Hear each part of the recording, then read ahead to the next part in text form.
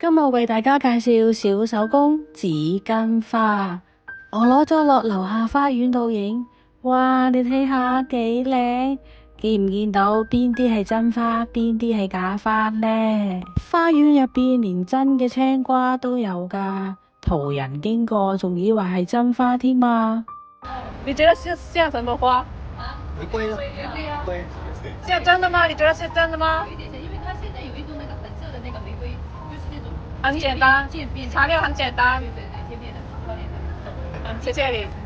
母親節就到啦，不如我哋用啲簡單嘅材料做一個母親節禮物啊！呢個係紙巾花嚟噶。整呢個紙巾花嘅材料需要有啲乜嘢呢？我哋需要有廚房紙摺嘅，跟住要膠剪，就剪到圓形嘅形狀啦。用完紙巾嘅紙巾圈啦，或者你可以用紙杯都得嘅，同埋漿糊筆或者白膠漿，仲有一啲唔同嘅顏色筆、水筆，咁就得噶啦。好啦，而家等我詳細解釋下呢個紙巾花點做啦。呢個過程都經歷咗好多測試先至試到咁樣做係最靚同埋最方便嘅。我哋睇片啦。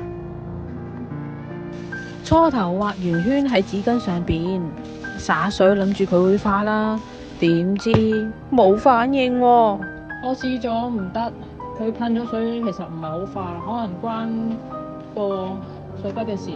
而家咧，我試第二個方法，剪晒畫一條線，而家黐高，一陣間濕水睇下成唔成功。而家呢度咧就大約用咗2張半嘅紙巾完咗啦。而家試下脫毛先，脫咗出嚟咧就咁嘅樣嘅，睇落好似好靚仔啊！唔知佢化唔化？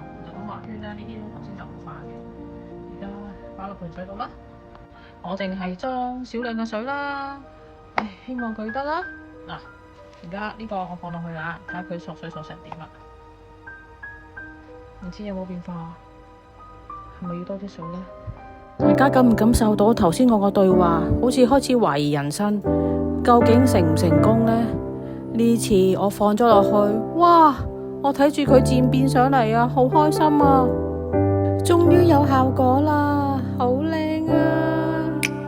呢個而家濕咗水，脫咗毛，都算係叫成功嘅，都好靚嘅顏色。但係佢而家成件事咧好濕咧，好似感覺上去即係每一張紙巾都會黐住。我而家轉個頭咧，就嘗試用風筒輕輕咁吹啊，唔知會唔會吹嘅時候咧，又會將佢黏埋啊！好啦，我而家攞咗風筒，我嘗試咧用風試下去吹乾佢啊！而家你整乾佢？而家你想整乾佢啊？係啊，我想佢乾咗睇個效果係點咯。你可以擺個焗爐焗佢，咁咪乾咯。食咩？呢個唔係食㗎，呢個係個活動㗎。咁如果你日間中心咁點乾啊？冇㗎，即係睇下自己乾諗住擺喺度自然乾嘅。而家好夜啦，而家10點半啦，我想早啲快啲完成到睇下咁咪擺個焗個效果。爐焗。哇！個爐覺得話唔係食㗎，呢個係觀賞㗎，呢個爐作嚟㗎，焗爐焗。咦？可能得喎。梗係得啦，你蒸乾咪喺度乾咯，乾咁咪乾晒。咁會唔會將紙巾脆晒咧？唔會。咦？係咪真係攞隻入去焗爐得㗎，試下？係得㗎，真係？真係得㗎，咁不如真係試下嚟我哋真係得㗎，放入焗爐。係真係得。咁微波爐得唔得咧？又？微波爐又唔得喎，我燒着。因為你係乾啊嘛，微波爐唔係乾啊嘛，你睇其實而家都有啲效果嘅，好靚嘅。你係要用。冇喎，我唔想冒險喎。定係攞隻嚟試下焗爐。真係得㗎，你慢火啊嘛，冇人俾你縫咁啫，一定得啦。算啦，都係風筒吹一陣啦，或者係擺房度吹下冷風筒好難，吹啊！吹冷氣咯，係咪咧？哇，真係奢侈啊！咩奢侈啊？整個出嚟你啊，啲長者好開心㗎，好靚㗎。母親節快樂祝大家！哇！琴晚做實驗花，而家咧都已經乾咗大約70%左右啦。個底部咧仲有輕微嘅濕嘅。原來乾咗之後個效果咧好靚啊！嗱，我放大俾大家睇下，佢咧歐風添，望下先嗱，佢呢邊咧係會上咗色嘅喎，個花嘅效果咧係更加突出嘅。而家仲未乾晒，爭少少，等佢吹乾。咁我哋咧紙巾嗰度咧略略咁同大家講一講先。紙巾呢，嗱，我哋啲廚房紙本身對接咗3摺啦，即係嗱，開翻出嚟啦，一張紙巾咁樣嘅，1摺、2摺，跟住呢度又係1摺、2摺，即係對3摺，再對3摺。咁一朵花嘅材料呢，大約呢係用2張紙巾半，咁我就2張咁剪啦。點樣剪啊？如果大家唔確定自己剪得夠唔夠圓，可以畫個圓圈先嘅。但係其實我覺得冇乜所謂嘅，因為個花瓣呢，你個圓呢係大約個圓圈，之後慢慢黐上去就得㗎啦。咁而家我呢就會咁樣剪啦，我就好隨心嘅。嗱，我哋略略咁樣弧度。慢慢剪，唔使急。同埋咧，紙巾咧俾我感覺咧，佢又唔係好硬。而家你2張，如果你覺得2張好硬咧，我初頭試嘅時候咧，其實我都係用1張試咗先嘅。我而家咧係因為我剪咗咁多個啊嘛，咁我咧有把握，我先至咧係2張咁剪嘅。其實冇所謂嘅，你慢慢兜下，就個圓圈咧就慢慢就出現咗㗎啦。咁梗係呢個圓圈又唔係話完全好圓嗰隻啦，但係都已經好圓㗎啦。你睇下。叮叮嗱，如果真係覺得唔夠完美，我想完美啲嘅，呢有少少一個，咁你可以再修剪下嘅。其實咁樣已經好好噶啦，我已經好滿意噶啦。之後呢，我哋再加工。實驗成功咗一個，咁梗係做第二隻色啦。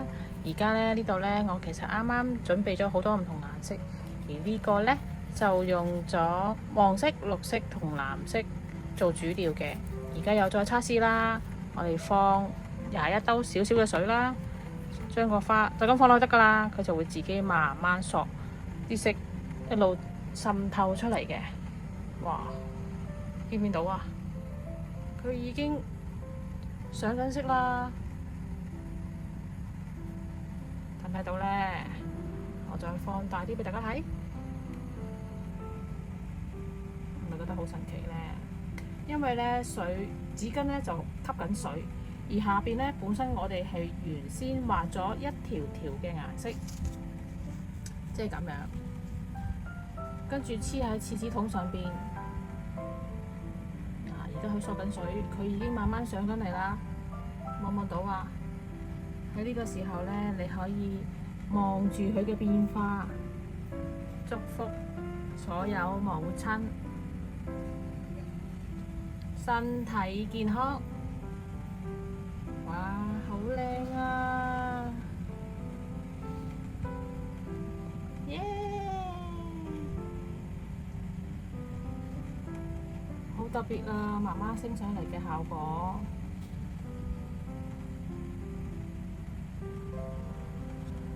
望到嗎？你哋都做到㗎，只要跟住個步驟就得㗎啦。如果大家 OK 嘅，呢個時候，我同大家一齊做啦，好唔好啊？一於咁話啦。差啲講漏咗，我哋整呢朵花之前呢，我哋紙巾頭先咪介紹咗點樣剪完佢啦。跟住呢，我哋要喺上邊呢畫一條線喎。嗱，就好似咁樣啦。我哋先攞一張紙巾啦，跟住呢，就咁嘅，隨意畫一筆，咁就得㗎啦。你可以選擇自己喜歡嘅顏色，我呢就已經準備咗好多唔同嘅顏色，隨時自己去配搭。之後就攞一個切乾淨嘅廁紙筒，我哋先隨意攞一張啦，就咁放喺廁紙筒呢個位置，就咁放，咁放咗第一張啦。大家見唔見到啊？放咗第一張之後，我哋呢就可以搽啲漿糊或者膠水。我哋先搽一半嘅位置，因為第一張呢係冇黐住，佢係會有喐動嘅，係唔緊要㗎。嗱，我哋黐咗搽咗少少啦，放咗喺度，跟住我哋再加第二張啦。第二張放上去，圍住個圈，慢慢放落去，唔使心急喎。望到啊？嗱，我放大少少先。好，嚟呢度咁樣慢慢放落去。咁呢個位置呢，啱啱喺頭先嗰張紙巾嘅位置度搽咗一半，呢個位可以略為咁樣壓一壓啦。然之後再搽一半嘅膠水位置，我配個粉紅色啊，好，隨後放上去，戴住就得㗎喇。好，嚟啦，跟住又再搽膠水。呢個時候呢，呢個位置都可以搽多少少㗎喇。再嚟個藍色啊，好，咩顏色都得嘅，最緊要你自己喜歡就得㗎喇。而家呢，啱啱我哋黐咗幾多塊啊？1、2、3、4塊喎，其實大約4塊左右呢，已經係啱啱好包裹晒嘅喎。咁呢個時候呢，都係啦，我哋黐嘅時候永遠都係由呢張紙巾嘅一半開始喎。咁呢個時候搽勻都唔怕嘅，都唔緊要嘅。但係我哋記得黐上去嘅時候呢，係由頭先最後嗰張嘅時候嘅一半嘅位置搭上去。我隨意攞啦，嗱，呢度喺呢個位置搭落去，按就得㗎，因為你已經搽咗漿糊啦嘛。慢慢放上去，咁就得㗎啦。如此類推咁樣一路做落去啦，唔使心急，我哋慢慢做，有時間。喺呢個過程，大家慢慢做，盡量呢嗰條線貼住廁紙筒嗰個邊，慢慢咁撳落去，而中間個位置唔好太大力壓落去啊！忘記同大家講，如果大家冇呢啲類似嘅漿糊筆，都可以用白膠漿㗎。嗱，如果白膠漿又點樣黐呢？白膠漿呢，你就少少，量唔好太多喎，圈大約半個圈咁樣啦，跟住鋪上去。咁白膠漿鋪上去呢，就會個感覺呢比較濕啲嘅。放上去俾睇下睇下，都冇問題嘅，同埋黏得都會實嘅。因為一陣間我哋呢會放喺水入邊，咁啲漿糊呢都會有溶解嘅情況嘅。但係呢，我哋放個紙巾花落去嘅時候呢，唔需要太長時間嘅。一陣間見到佢嗰朵花呢已經索滿咗水呢，咁就可以攞翻上嚟㗎啦。大家繼續加油，繼續黐咯喎！好啦，我哋黐到呢而家個狀態，見唔見到中間個位置？我哋冇篤入去喎，一路黐嘅時候都滿滿地㗎咯喎。咁其實我哋可以差唔多可以收手㗎啦。好，我壓一壓先嗱。如果你咁喺呢個過程你壓一壓嗱，呢啲都已經滿滿地喎。咁其實你可以倒轉咁樣按摩一下個底部，等佢嗰啲漿糊啊或者膠水呢壓得比較實啲嗱。見唔見到入邊好似好靚啊？嗱，點樣脫啦？而家好似黐實喎。咁我哋呢用少少力喺個底部度，好似搣佢啊，俾人搣啊！哎呀，咁樣呢度呢輕輕咁樣一轉，脫到㗎啦！嗱，望下咯喎，嘟嘟，咦，係咪好似好靚呢？其實唔係好似，係好靚啊！咁呢個時候呢，我哋呢可以呢準備一盤有少少嘅水，將佢放入去，咁就得㗎啦。而家呢個呢係未曾浸水嘅狀態嘅，嗱，呢一個呢係我第一個整嘅紙巾花啦，跟住隨後呢，我又試咗一個綠色喎，你睇下都好靚㗎，佢滲透嘅時候呢，你可能喺個效果上面淨係見到佢粉粉地，即係好似呢個啦，我攞多個俾你睇下，啱啱呢都浸咗一個喎，嗱，呢一個呢就係剛剛浸嘅喎，你見到佢剛剛浸完之後呢，個顏色嘅色澤呢，咦？同我而家手持住嘅呢一個其實好似有分別喎，點解呢個邊邊有顏色嘅？佢因為佢未乾透，佢乾透咗之後呢，佢底部嘅顏色呢係會慢慢滲透到上去個邊緣度嘅喎。而嗱呢個綠色都係嘅喎，你其實呢個呢係有少少綠黃黃。佢未乾之前呢，佢都好似呢一個狀態嘅。佢乾透咗之後呢，佢就會有啲你本身底色嘅顏色呢，佢就會浮咗上嚟啊，好靚噶啦！好啦，呢個呢，除咗咁樣之餘，我乾透咗，我係咪就咁送俾媽媽啊？其實呢，你可以再裝飾一下嘅喎。我哋呢，會每人派一張顏色紙啦。咁我選擇咗呢隻色啦。跟住之後呢，我哋呢可以喺呢張紙上邊呢，寫上一啲祝福嘅字句啊，例如母親節快樂或者我愛你啦。之後呢，我哋呢就可以捲起佢喎。嗱，捲起點捲啊？我就食雪糕筒咁樣捲。嗱，媽媽，我捲俾大家睇下，唔使心急，望住嗱，有個底部一邊慢慢捲。